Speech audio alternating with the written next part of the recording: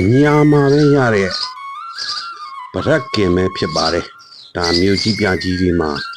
ဒီလိုဗရက်ကင်မျိုးကဝယ်စားလို့မရပါဘူးဒါက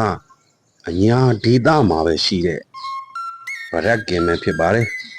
ຫນွေဥပေါက်လို့နေကြက်ကြက်ပြင်းပြင်းပူပြီးဆိုရင်ကျွန်တော်တို့အညာဒေသကတော့ဗရက်လိုက်ကြတာပဲဖြစ်ပါတယ်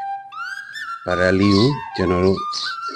နှုတ်ဆင်းပြီးတော့စီမွေးလေးတက်ကြော်စားရင်ကောင်းတယ်လို့မီးกินပြီးတော့အခုလိုပဲကြက်သွန်ဖြူလေးနဲ့တုတ်စားရင်လည်းကောင်းတဲ့ဗရက်ကင်ပဲဖြစ်ပါတယ်ထီသမားအရက်သမားတွေအကြိုက်ဗရက်ကင်ပဲဖြစ်ပါတယ်မမြင်ဘူးတဲ့မိတ်ဆွေတို့အတွက်ဘဟုတုတအနေဖြင့်တင်ဆက်ပေးလိုက်ရခြင်းဖြစ်ပါတယ်အညာမှာရတဲ့အညာဒေသမှာပဲရှိတဲ့ဗရက်ကင်ပဲဖြစ်ပါတယ်